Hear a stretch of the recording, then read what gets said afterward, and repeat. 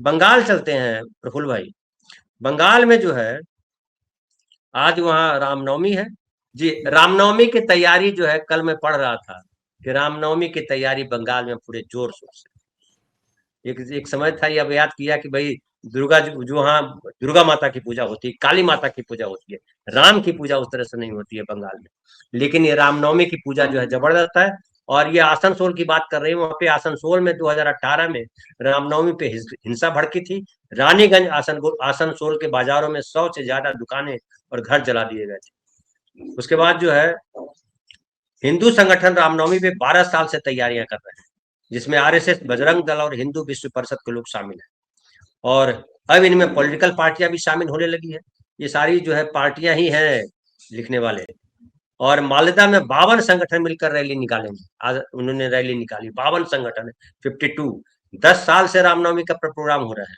मालदा में बीजेपी के vice president तंद्रा राय चौधरी बताती हैं कि पिछले 12 जगह, ये दैनिक भास्कर कह रहा है, पिछले साल 12 जगह छोटी छोटी रैली, छोटी बड़ी रैलियां निकाली गई थी। और रामनवमी के लिए हमने 2 बार मीटिंग की है, इनमें 52 संगठन शामिल हुए हैं। साफ है इस बार भीड़ ज्यादा जुटेगी। तो भीड़ जुटाना इनका मकसद है। आस्था, धर्म, तेल लेने जाए, हमको जो है वोट लेकर के आना उधर से। और ये देखिए, परमिशन के बारे में हिंदू जागरण मंच के स्टेट प्रेसिडेंट अमित सरकार कहते हैं कि हमें रामनवमी के लिए परमिशन नहीं लेनी पड़ती, सिर्फ जानकारी देनी होती है। लेकिन 24-25 में कलकत्ता हाईकोर्ट ने सशर्त परमिशन दी है। इस बार बिना डीजे और हथियार की रैली निकाली जाएगी। और नॉर्थ बंगाल के 8 जिलों में 150 से ज्यादा जुलूस निकलेंगे। सिलीगुड़ी में 92% आबादी हिंदू है। तो ये सारा जो है आसनसोल और दुर्गापुर में ज्यादातर विश्व हिंदू परिषद रैली निकालती है। कुछ अखाड़ों को टीएमसी के लोग भी लीड करते हैं, ताकि ये मैसेज न जाए कि टीएमसी हिंदू विरोधी है। और 8 साल में कैसे बढ़ती गई बीजेपी। 2018 में रामनवमी के जुलूस के दौरान पश्चिम बंगाल के इन इलाकों में झड़पें हुई थी। और प्रफुल्ल भाई, ये पूरा जो मैं पढ़ रहा था, इस पढ़ने का मकसद ये था कि रामनवमी जो है वो लोक आस्था का पर्व नहीं रह जो मनाई जा रही है। रामनवमी को राजनीतिक आस्था का, ये राजनीतिक मकसद हासिल करने का इस्तेमाल हो रहा है, लंबे समय से हो रहा है। क्या आपको लगता है कि ये धर्म को खोखला बनाते हैं, धर्म को राजनीतिक साधना के लिए कलुषित करते हैं, धर्म के मर्यादा को नष्ट करते हैं? और ये जो धर्म का जो झंडा लेकर के दिन रात आरएसएस के लोग और विश्व हिंदू परिषद फलाना फलाना जो घूमते रहते हैं, हिंदू धर्म की गरिमा को बर्बाद किया है, क्या इसको मानते हैं आप?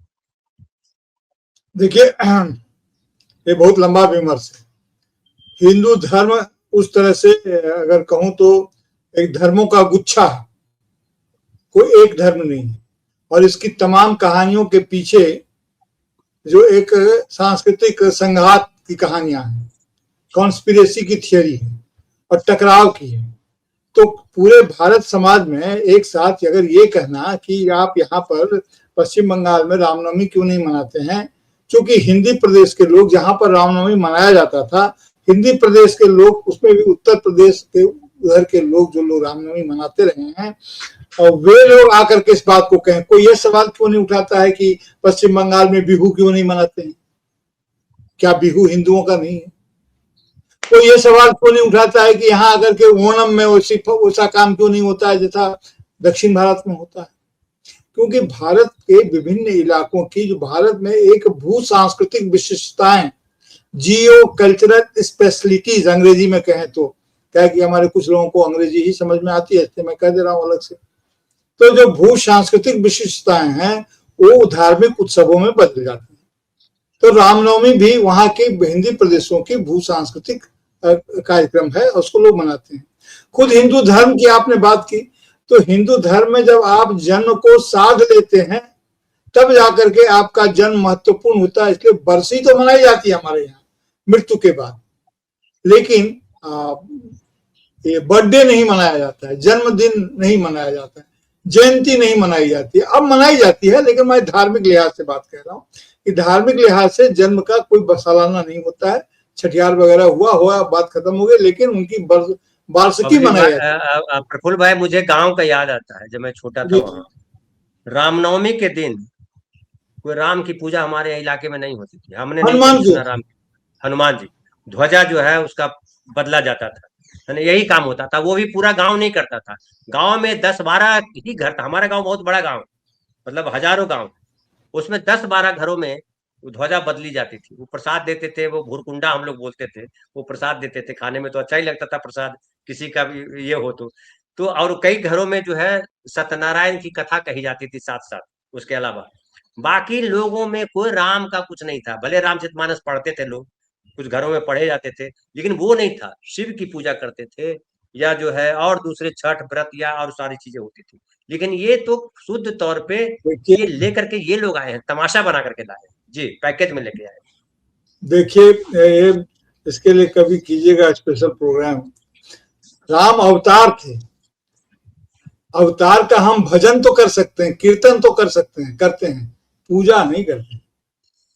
पूजा तो मूल देव का होता है, पूजा तो विष्णु की भी नहीं होती, शालिग्राम की होती है। तो क्योंकि अन्न के देवता है, शाली का अर्थ होता है धान। तो देवताओं की अपने यहाँ भजन कीर्तन, और भजन कीर्तन पूजा नहीं है, आराधना पूजा नहीं है। पूजा एक कर्मकांडीय स्थिति है, पुष्प कर्म है, वो भी दक्षिण भारतीय है। आप जानते हैं कि पूजा का काम जो है तमिल शब्द है पूजा। तो ये जो तरीका है वो दक्षिण भारतीय में होता था, पूजा करता है पुष्प कर्म। और हिंदू धर्म में इधर जिसको लोग सनातनी या आर्य से जोड़ते हैं, वैदिक से जोड़ते हैं, इसमें पूजा नहीं है, यज्ञ है, होम है, ये अग्नि का काम है, बलि का काम है, ये स्वाहा का काम है। पुष्प कर्म में, पूजा में स्वाहा नहीं होता है। तो कई तरह की है, लेकिन एक कल्चर का अर्थ ही होता है मिलना जुलना, मिलते जुलते रहना। तो कई चीजें आपस में मिलती जुलती है। राम अवतार थे, भजन और कीर्तन के वो हैं। हनुमान जी की पूजा इसलिए होती है कि राम का जन्म भी नहीं हुआ था, भय प्रकट कृपाला, वो प्रकट होते हैं, उस सृष्टि में हमेशा है, वो अकाल है, वो समय के परे हैं। जिसका जन्म होता है तो समय के अधीन हुआ ना, किसी न किसी कालखंड में जन्म होगा उसका। लेकिन जो समय से परे है, बियॉन्ड द टाइम है, आपको अगर स्पिरिचुअल बात करें तो जैसे हमारे सिख धर्म में है, हम लोग अकाल का अर्थ बिहार में समझते हैं दुर्भिक्ष, जब अन्न का अभाव हो जाता है तब। लेकिन अमृतसर में अकाल का अर्थ ये होता है कि जो काल से परे है, बियॉन्ड टाइम। हमारे यहाँ शिव भी काल है, महाकाल, लेकिन हमसे उच्च दर्शन पर जाकर के सिख धर्म में इसको अकाल तख्त माना गया कि जो अकाल है, यानी कि जो काल के निरपेक्ष हैं। हमारे यहाँ काल को इसके साथ रखा गया है। इसीलिए काल का अर्थ खराब भी और अच्छा भी है। वो काल बन करके आया था, इसका मतलब उसको समाप्ति कर, उसका दुश्मन बन कर आया था। तो काल के कई अर्थ हैं। तो मैं सिर्फ आपसे ये कह रहा था कि जो पूजा होती है, जो जन्म मनाते हैं, हनुमान जी क्यों मनाते थे?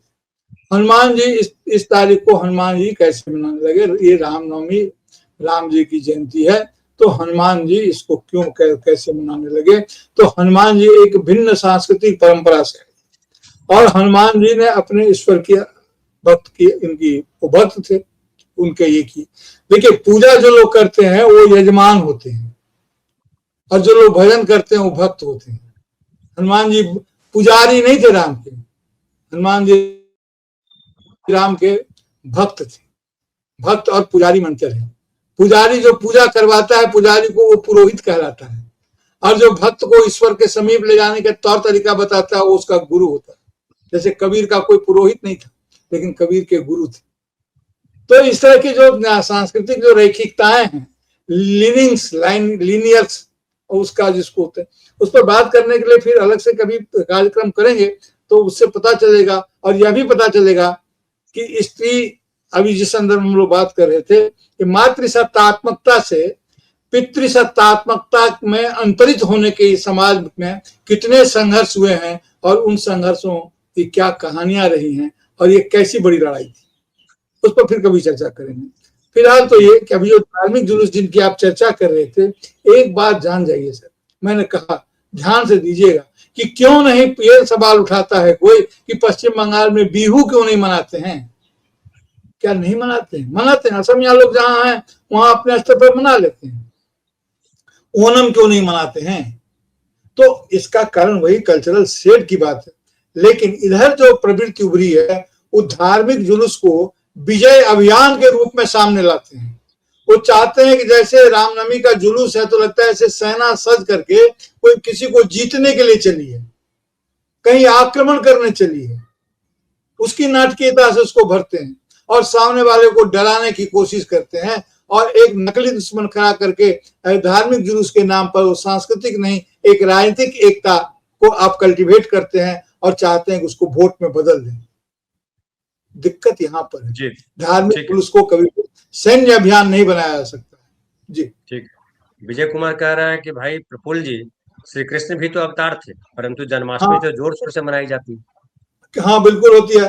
तो उसमें क्या होता है, उसका क्या मंत्र है? जन्माष्टमी उनकी मनाई जाती है, लेकिन उसमें भजन होता है, कीर्तन होता है। नहीं, फिर तो है कि जिसका जन्म है उसकी मृत्यु भी होगी। नहीं, उनका सवाल मनाते हैं। नहीं, उनका सवाल बिल्कुल सही है, लेकिन जन्माष्टमी के इतिहास को देखिए नहीं, कब से मनाया जाता है। उनका अष्टमी को हुआ, इनका नवमी को हुआ है। और जन्माष्टमी का कृष्ण में और राम में जो बुनियादी अंतर है उस पर फिर कभी बात करेंगे। तब यह भी बात करें कि कैसे जन्माष्टमी उनका मनाया जाने लगा। बिल्कुल। हमारे एक साथी कह रहे हैं कि जगजीत सिंह कह रहे हैं कि सर, यदि भारत में मुस्लिम नहीं होते तो क्या मुद्दा होता?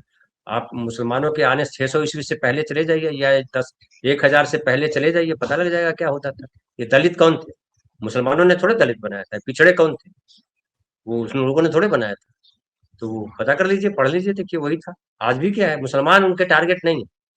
मुसलमान दिखाने के लिए असली टारगेट संविधान उनका है। बराबरी से उनको दुश्मनी है, बराबरी नहीं चाहिए उनको। और लक्ष्मी जी हाँ, बोलिए। इस मामले में कोई मैं अधिकृत बयान तो यहाँ नहीं देना चाहता हूँ, लेकिन जैसा सवाल उन्होंने किया मैं सिर्फ इशारा करना चाहता हूँ।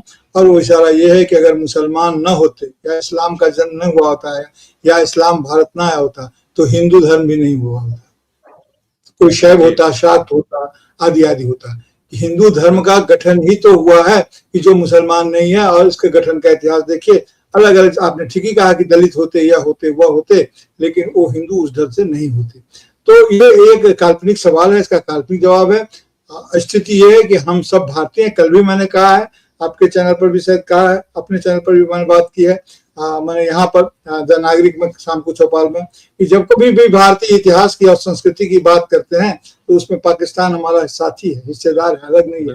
मुसलमान हमारे साथी हैं, अलग नहीं है। जब भारतीय संस्कृति की बात बोलते हैं तो भारतीय संस्कृति हिंदू संस्कृति नहीं है, उसमें मुस्लिम भी है, सिख भी है, ईसाई भी है, बौद्ध भी है, और सब एक दूसरे से बढ़ चढ़ कर, इसमें कोई अधिक और कम नहीं है सर। और सम्राट अशोक के दादाजी क्या थे? तो जैन धर्म को स्वीकार कर लिया था चंद्रगुप्त मौर्य ने। वो श्रवण धर्म के थे। जी। लक्ष्मी जी कह रही हैं कि प्रफुल्ल सर, ये right about multi cultural India, for example south के स्टेट्स में करवा चौथ नहीं होता। साउथ नॉर्थ में भी करवा चौथ सब जगह नहीं होता। ये सिनेमा ने हर जगह पहुंचा। करवा चौथ खाली जो है वो पंजाब में हुआ करता था। उस सिनेमा ने पूरे बिहार में, पूरे उत्तर प्रदेश में, पूरे देश में कर दिया। अब तो विदेश में भी होने लगा है ना। हालांकि एक जैन मुनि ने बड़ा बढ़िया कहा था, प्रफुल्ल भाई, जैन मुनि ने, कि हिंदू करवा चौथ बनाते हैं वो तो समझ में आता है, लेकिन जैन भी अब करवा चौथ बनाते हैं वो समझ में नहीं आता। क्योंकि महावीर ने भी कहा कि एक पल हम घटा या बढ़ा नहीं सकते नियत। देखिए क्या हुआ है ना, कि ये जो धार्मिक धर्म के अंदर निहित जो करुणा होती है, जो कहानियां होती है, जो दर्द होता है, उन सबों को बाध करके जब उसको सिर्फ उत्सव में बदल दिया जाता है, उत्सव धर्मिता त्योहार की मार्मिकता का समापन कर देती है। मैं फिर दोहराऊं कि उत्सव धर्मिताएं जो है वह उसकी त्योहारों की कारुणिकताओं को खा जाती हैं, समाप्त कर देती हैं। और यही हुआ है, जो हमारे उत्सव हैं वो हल्ला गुल्ला में बदल दिए गए। बिल्कुल सही। एक और सवाल इसी से जुड़ा हुआ कि क्या आपको पश्चिम बंगाल में क्या लग रहा है, जिस तरीके से, हालांकि कहा जा रहा है कि रामनवमी का ये जो उत्सव मनाया जा रहा है, उत्सव मतलब जिस तरह से राजनैतिक उत्सव मनाया जा रहा है वो हिंदी पट्टी में मनाया जा रहा है, लेकिन बंगाल का मूल जो है उसमें तो शक्ति के उपासक लोग ज्यादा वहां। तो इसका क्या असर देख पा रहे हैं चुनाव के संदर्भ में अगर बात करें तो? देखिए, पहले तो आपने सांस्कृतिक सवाल कर दिया। अब चुनाव पश्चिम बंगाल में राम का नहीं, कृष्ण का सभी जगह रहा है। आप जानते हैं कि कृष्ण भक्ति परंपरा शुरू से रही है, राम भक्ति परंपरा बाद में। हाँ, चैतन्य महाप्रभु, और चैतन्य महाप्रभु का सूत्र बनता है मिथिला के विद्यापति से, और वो उनका, अब विद्यापति का सूत्र बनता है गुजरात के उड़ीसा के उत्कल के जयदेव से। तो ये एक सांस्कृतिक समूह अलग तरह का है। तो राम का वो ढंग से नहीं है, राम जैसा उधर थे। तो इसमें कई क्रम है, इसमें कोई हमारे सांस्कृतिक अवदान की बात है। लेकिन आपने जो सवाल किया कि राजनीति पर इसका क्या असर पड़ सकता है, राजनीति पर इसके असर को हम हाल फिलहाल में टटोलने की कोशिश करने लगे हैं। राजनीति पर इसका असर नहीं पड़ेगा, इसलिए नहीं पड़ेगा कि लोग इस बात को जानते हैं पश्चिम बंगाल में धार्मिक राष्ट्रीयता नहीं है। पश्चिम बंगाल की जो अपनी जातीयता जिसे कह लीजिए, या पश्चिम बंगाल की जो अपनी राष्ट्रीयता है, उसकी बुनियाद में वो धार्मिक कंटेंट उतने नहीं है। धार्मिक कंटेंट होते हैं लेकिन उतने नहीं है। वहां जो इसका जो ज्योग्राफिकल कंटेंट है, क्योंकि पश्चिम बंगाल में लोग बौद्ध हो गए थे। पश्चिम बंगाल, उड़ीसा, असम के बहुत इलाके में बौद्ध प्रभाव के इलाके हैं।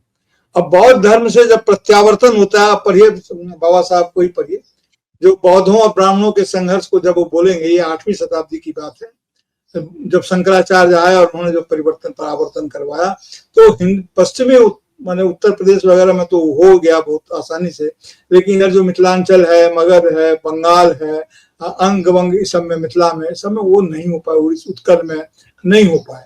तो यहाँ की संस्कृति दूसरी है। यहाँ पर जो है सो सवार ऊपर मानुष, यहाँ के राष्ट्रीयता में मानव प्रेम ही है। और ये चंडीदास यहाँ पर थे, हालांकि रविन्द्रनाथ टैगोर के नाम से भी लोग चलाते हैं, लेकिन चंडीदास ने कहा था सवा जतो मतो ततो पथो, माने कि जितना मत है उतना रास्ता है, आपका जैसा मन हो वैसा रास्ता पकड़िए, लेकिन टारगेट एक है। अभी ईरान के संदर्भ में हमने यही बात इसको कहा था कि देखिए एक ही चीज दूसरी जगह लग जाती है कि मल्टीप्लिसिटी ऑफ कमांड ईरान में जो हो रहा है, यूनिटी ऑफ कमांड मिलिट्री का मेन सूत्र होता है, लेकिन ईरान में जो हो रहा है कि multiplicity of command and unity of target.